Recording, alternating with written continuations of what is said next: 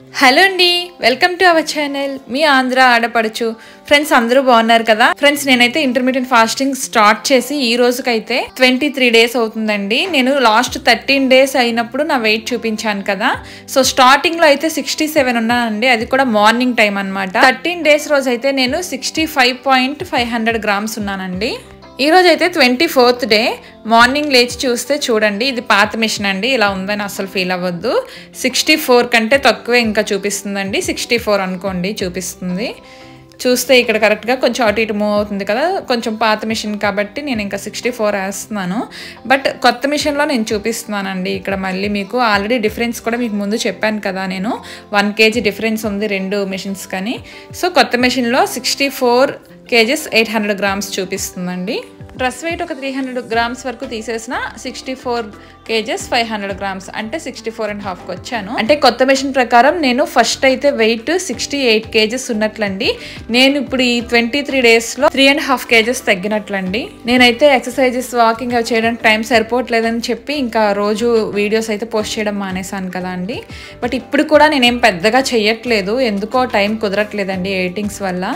So నేను ఇంకా అవేం చేయకుండా నార్మల్ నా ఫుడ్ ద్వారానే నేను అంటే టైంకి తీసుకుంటూ కొంచెం తగ్గించి అవసరమైనవి మాత్రమే తీసుకుంటూ, అంటే మనకి ఎక్స్ట్రా తింటా ఉంటాం కదా, అలాంటివన్నీ మానేస్తే నేనైతే 23 daysలో 3.5 kgs తగ్గానండి.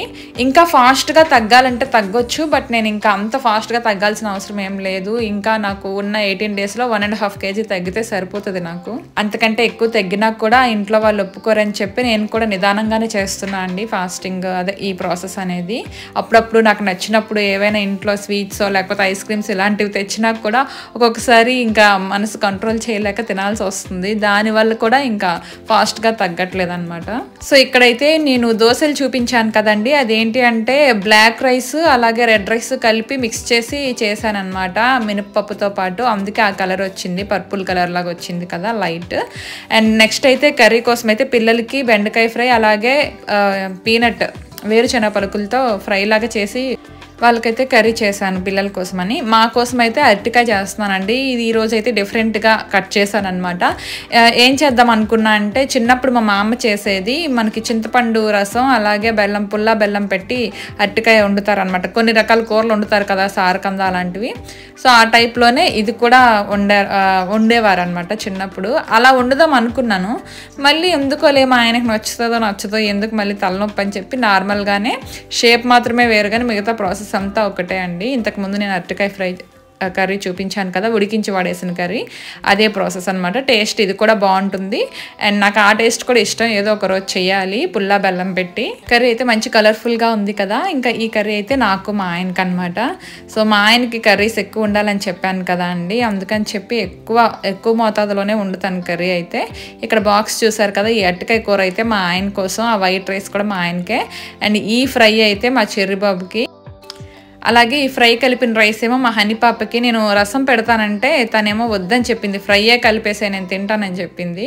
సో అందుకని తనకి ఫ్రై మాత్రం కలిపాను. ఈ రసం 2 బాటిల్స్ అయితే, ఒకటి మా ఆయనకి ఒకటి మా చెర్రిగడికి. దీనికైతే 1 week అనమాట ఏజ్, అంటే పువ్వుగా విచ్చుకున్నాక 1 week. మీరు చూస్తే వెనక రెక్కలు కొంచెం డల్ అయ్యి చూసారా, కొంచెం వాడినట్టు కనిపిస్తున్నాయి. ఇంకా అలా చెట్టుకే ఉంచేసాను. ఇక్కడ కూడా ఇంకో మొగ్గ వచ్చింది. లెమన్ చూడండి, లెమన్ చూస్తే బుడ్డి లెమన్స్ ఎన్ని వచ్చాయి చూడండి. చూసారు కదా, ఇదిగోండి చూసారా, ఇవి కొంచెం పెద్దవైనవి ఈ చిన్న చెట్టు. శంకుపూల చెట్టు, శంకుపూల తీగ చూడండి, మనం ఈ పైప్ పెట్టినప్పుడు ఇక్కడికి ఉండేది, ఇప్పుడు అలా పై వరకు వెళ్ళింది. చిక్కుడు మొక్క ఉందా, దీనికి పువ్వులు వచ్చినాయి, చిన్న చిక్కుడుకాయ కూడా వచ్చింది చూడండి. ఇక్కడ చెర్రీ టమాటాస్ అంట ఇవి. ఆ రోజు మీకు ఒక 2 చూపించాను కదా. తర్వాత చాలా రోజులు వెతుకుతుంటే, అంటే మనం ఏదో కంగారులో ఉంటాం, వెతుకుతామో అవి కనిపించవు. మళ్ళీ ఈరోజు కనిపించింది చూడండి, బాగున్నాయి కదా. ఇక్కడ ఈ టమాటా చెట్టు అయితే బయట అండి, దీనికి కూడా ఒక 2 పిందెలు వచ్చాయి చూడండి టమాటా కాయలు.